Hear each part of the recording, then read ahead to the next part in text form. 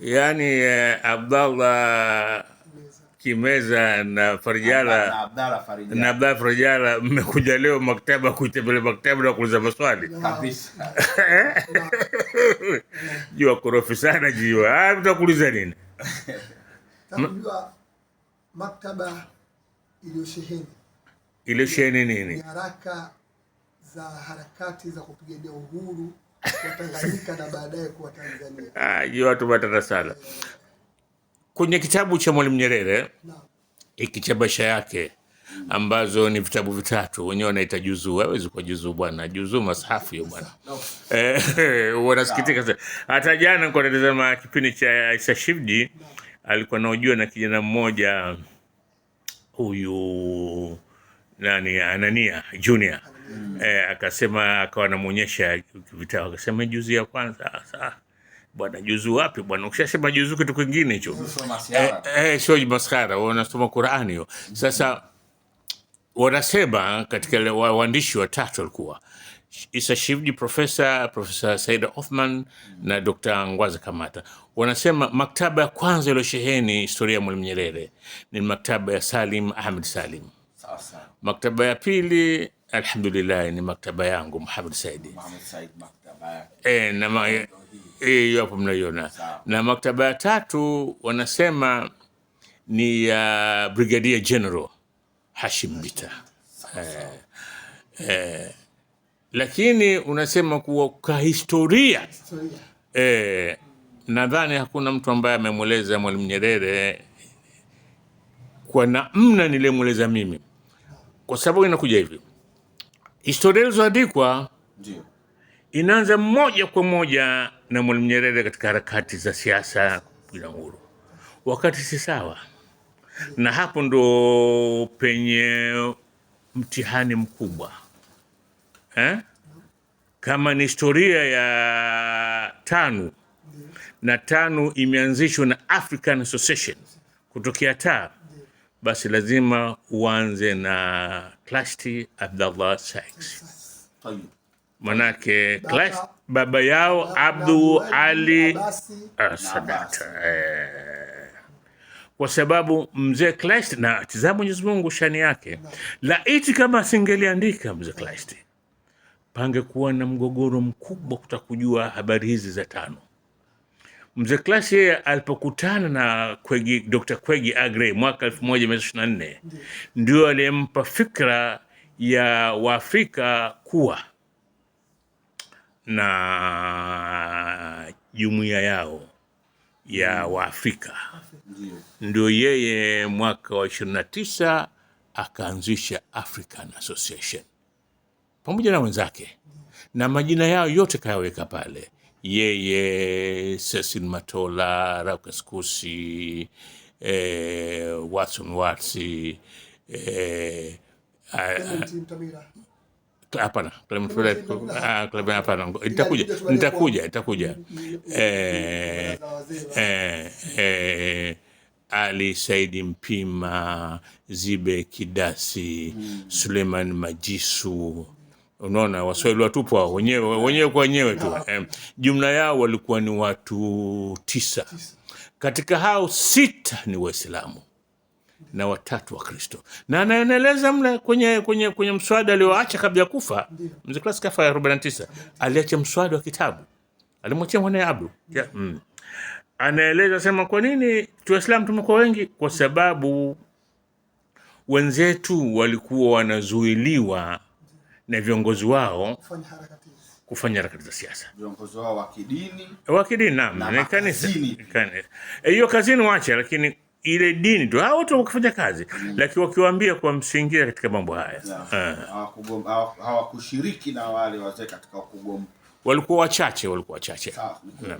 Naam. Ndio. Wazo la kuunda chama cha siasa ambalo lilitengenezwa na Abdul Wahid akiwa mdogo wake Ali katika vita ya pili. Ngoja nikwambie. Nishajua napokwenda. Ile TAA ile African Association mwaka 48 ikawa TAA taa. ili kuitofautisha na chama cha African Association kilichoanzishwa Zanzibar. Wale mwaka wa 50 walifanya mapinduzi. Nishaeleza, nadhani nao umeshasoma au umeshasikia kizungumza. Na mtu alisimamia mapinduzi yale kuwaingiza vijana ili wakibadili chama kiwe na mwelekeo wa siasa alikuwa ni Schneider Abdullahi Plantan. Hawa ni watoto wa Chief Mohoshi Shangane. Huyu alikuja Tanganyika wakati ule German West Africa na jeshi la watu 400, askari 400 wa Kizulu mamluki ambao uliletwa na von Wisman Mjerumani. Manake Abushiri alimpa shida sana Wajerumani. Wakaona Abushiri hatuwezi kupambana naye, lazima tulete jeshi hapa.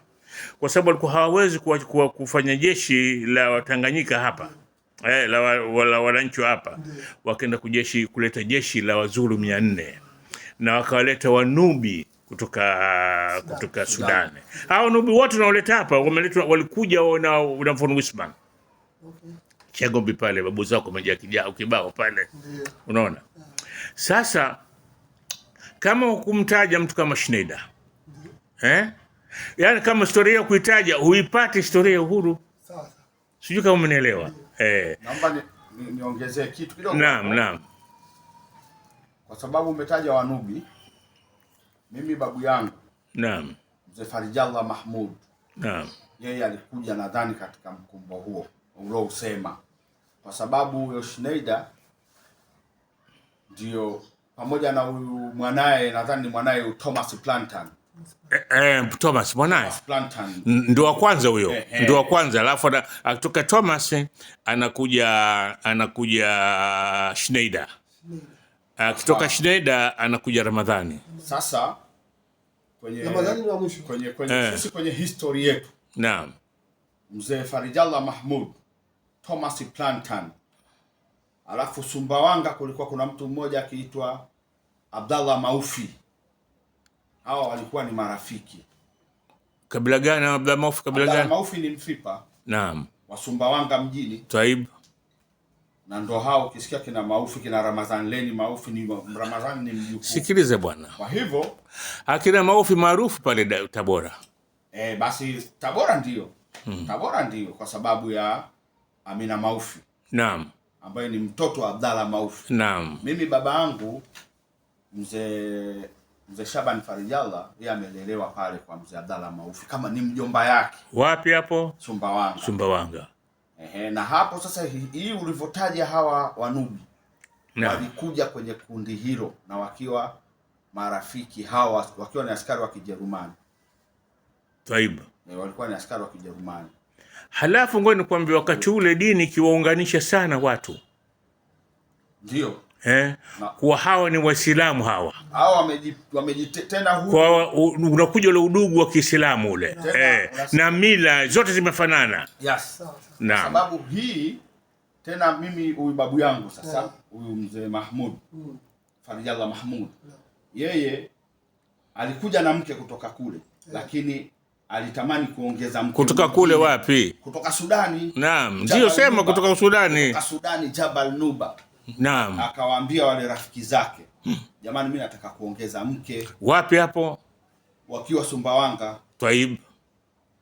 Na alikuja kama askari vile vile. Alikuwa tena kipindi cheo cha Kijerumani, kipindi kile alikuwa na cheo chake kinaitwa Soul.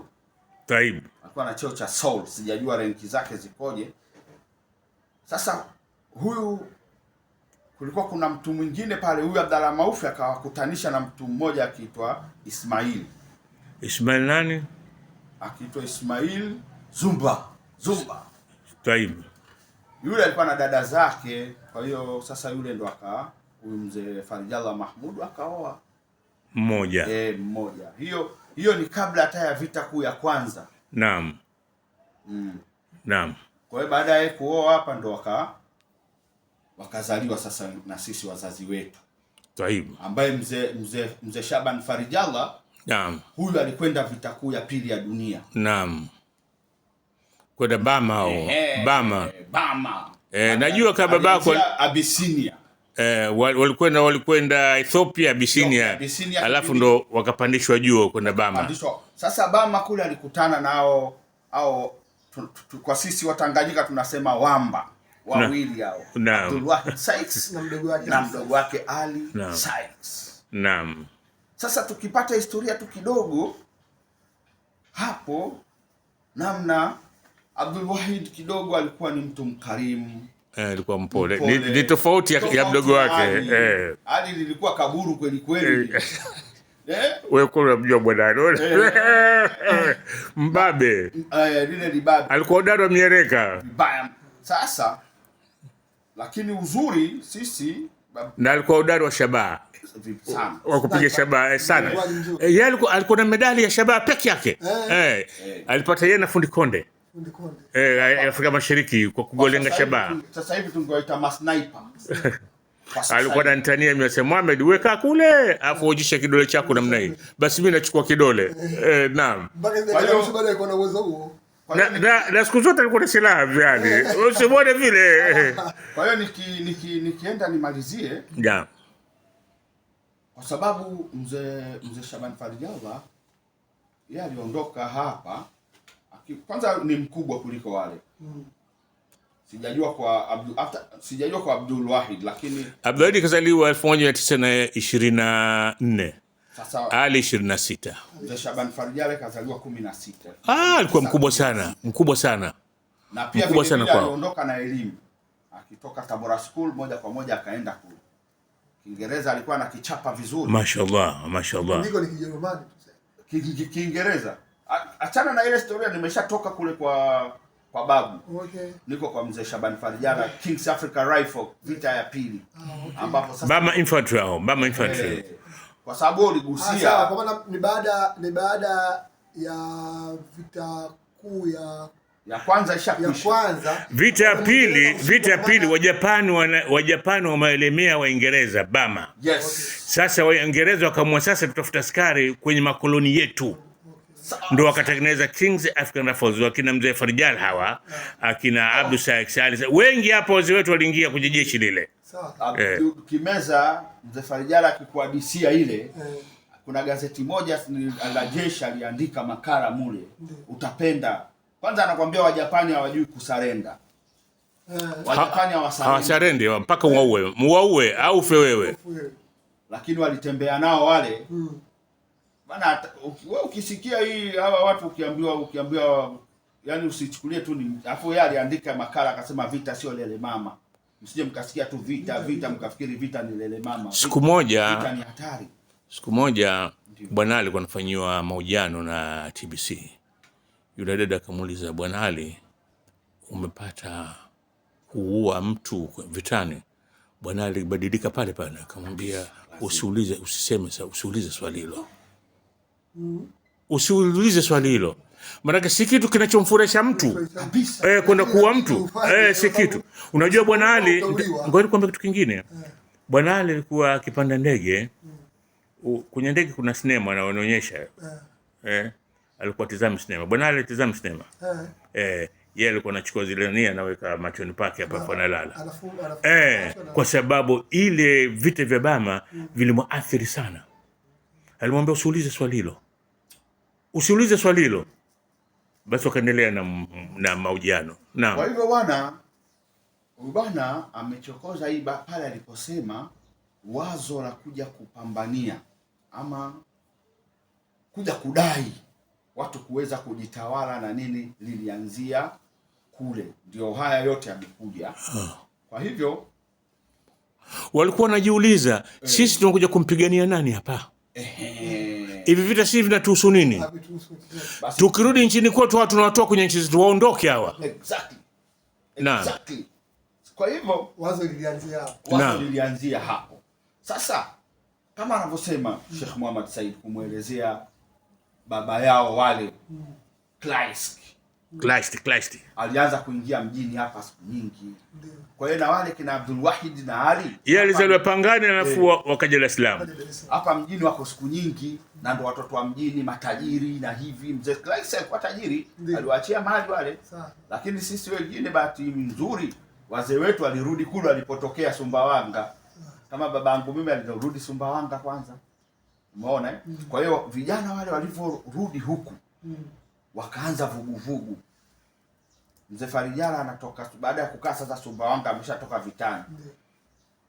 Akaona akaingia kutokana na elimu yake aliyokuwa nayo, akawa station master Tabora. 48 Tanganyika Railways hiyo. 40 Sheikh Muhammad Said amesema Classic kafariki mwaka 49. 49. Christ Mwaka 48 mzee wangu mimi ndo anatoka pale. Anatoka ile station master wa Tabora. Anakuja kuajiriwa City Council Dar es Salaam. Na Tabora ilikuwa station kubwa. Station kubwa Tabora. Ilikuwa station kubwa na ile locomotive shed, loco shed pale. Ilikuwa pale ambapo babu yangu mimi alikuwa kufanya kazi pale. Unaona? Ndio. Na katika migomo ya kutisha ilikuwa inatokea huko Tabora huko. Sasa mara kadhaa ukielezea babu yako. Naam. Kwa hiyo sasa mimi nimalize na tunataka tusikie na historia ya Mzee Kimeza. Kwa hiyo 48 Mzee Farijala anakuja hapa Dar es Salaam station, anakuwa ni building inspector City Council. Anakutana na vijana wake wa Municipal Council wakati inaitwa. Sasa niliwahi kumtajia Sheikh Muhammad Said kuhusu 36B kampuni Care. Alishtuka. Lazima kaisikia kule kwa Ali Said. Bwana. Kwa hiyo wale kina Abdul Wahid na Ali Said walikuwa kwenye battalion ambayo mzee wangu mimi ndo alikuwa platoon commander. Platoon commander. Kwenye zile namba zake zinaanzia 20550/PC. Platoon commander. Bwana wewe mpaka umeweka mpaka nyaraka hizi za mzee? Ziko kichwani Sheikh. Mashaallah. Historia hii nimeipata nyumbani. Naam. Kwenda kujifunza sehemu nimeipata. Umesikia nyumbani mwenyewe. Historia hii wanasema ni bright, yani haijapitia sijui kama vile unasikia kala. Hii kala hii ya moja kwa moja. Naam. Kama ni hadithi tunasema wanasemaje? Hadithi hii wanasema yani isnadi yake ni ya uhakika. Haina shaka. Sio hadithi dhaifu. Kwa hivyo nikimaliza hapa, Mzee Farijala aliwazungumza watoto. Mimi nawaita watoto kwa sababu namsikia yeye akisema watoto walikuwa hatari bwana. Kwa hiyo ule uhatari waliokuwa nao vitani Abdul Wahid na Ali waliuleta hapa Tanganyika. Kwa hiyo mimi naishia hapo, lile vuguvugu sasa lilipoanzia na nini. Hapa sasa ndipo tunapomtafuta Muhammad Said kwa kile alichokifanya. Hapana, mwache Kimeza sema yangu, mshasikia Kimeza busema unajua. Mimi niko kwenye kuchokoza, kuna vitu vingi vilikuwa vinanitafakarisha. La kwanza mwanzo zungumza kwamba ukitaka kuzungumzia historia huwezi kuanzia tu pale 54 kwenye kuundwa. Lazima uje nyuma. Lakini mtano hili uanze na Mzee Christ kama ni na ilitoka wapi? Mara nyingi watu wengi hawataki kujua wapi ilitoka wapi au hawafahamu. Hawaipendi tu historia hii, hawaipendi tu. Kwa sababu wao hawamo. Lakini watu wakati ulitawazulia na likafanikiwa na wakaingia wakaunda chama cha siasa na kufanya harakati zake. Lakini hivi hekima gani walikuwa nayo watu wao? Wametoka katika mihemko ya kivita na ni wanajeshi vita kule, lakini wamekuja kuendesha siasa za kiutaratibu mno za mijadala. Waingereza walikuwa tu ustaarabu. Waingereza hawakutaka kama Wajerumani. Walikuwa wanawasikiliza watu. Na hata ile ofisi ya Africa Association walijenga wenyewe Afrika, akina Mzee Christ. Siku ya ufunguzi kuja gavana Cameron kuifungua. Lakini haikuwa siasa za Tanganyika sawa na za Kenya. Kenya walikuwa wao walinyanyua, Kikuyu alinyanyua silaha, sisi hatukunyanyua silaha. Kwa nini walinyanyua sisi tusinyanyue? Kwa sababu walinyang'anywa ardhi yao wao, wakaamua kupigana. Lakini hata hatuoni kwa maana Mwingereza, kwa sababu walikuwa wanaishikilia Tanganyika chini ya udhamini. Kwa maana yeye koloni lake ni Kenya. Hakuna udhamini wala hakuna wote walikuwa koloni tu. Of course, walikuwa koloni, lakini katika harakati zetu za kisiasa za kudai uhuru wetu, sisi zaidi tulikuwa tunapambania vile vipengele viwili vilikuwa katika kanuni ya Umoja wa Mataifa kwamba sisi tuko chini ya udhamini na sisi atupe nchi yetu pale ambapo tutaweza kujitawala tukiwa na elimu ya kuweza kujiongoza sisi wenyewe. Lakini Waingereza hakutaka hilo. Of course hakutaka. Kwa sababu El Sitton ndio akamwambia Abdul Sykes. El Sitton walikuwa wamemchukua kama mshauri wao wa siasa katika ile kamati yao ya political committee, kamati ndogo ya siasa ndani ya taa. Akaambia nyinyi lazima mzungumze na Umoja wa Mataifa, ndio hawa watawaweza, lakini nyinyi watakuzungusheni tu, mara watakuigizia hapa, na ndio sasa wakaweka. Utaona muda mdogo tu, Julai inaanzishwa 5, Agosti, Septemba, Oktoba, Novemba, Disemba, Januari, Februari, Mwalimu Nyerere na kuna Umoja wa Mataifa. Jiulize hii mipango walifanya lini? Lakini kulikuwa kuna mivutano ya harakati za kuendea wakati tano wakitaka kwamba tuingie katika uchaguzi kama unakumbuka. Sasa hapo mmekwenda kwenye kura 3. Hii Kimeza kura 3 ni katika hiyo baadaye hiyo kura 3 sasa baada kwa sasa tushakuwa Umoja wa Mataifa sasa.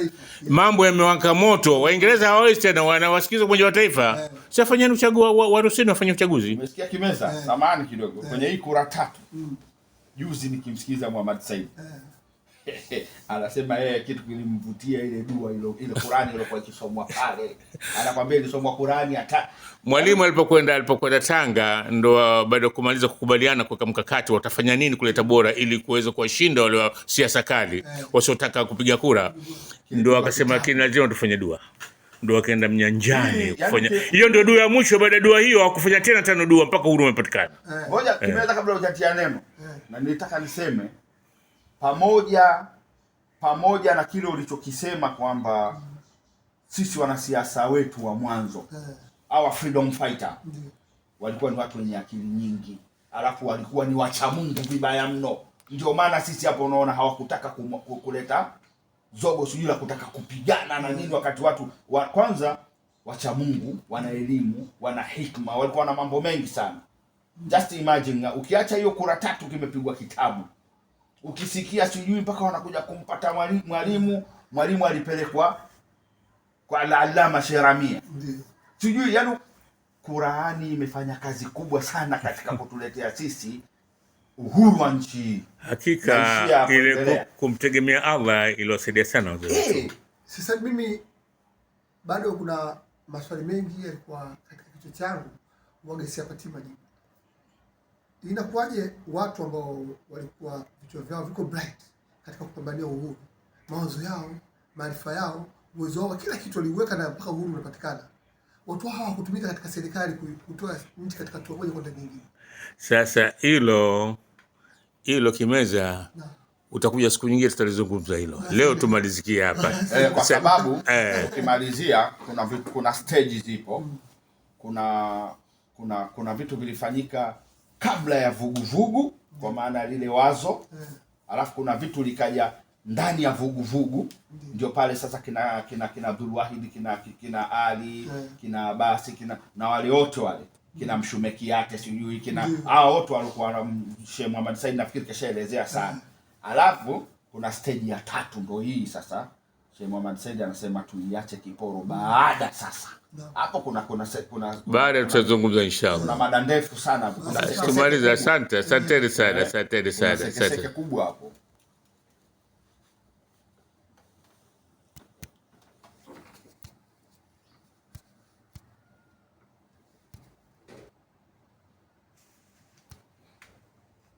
Historia yetu ni nzuri bwana.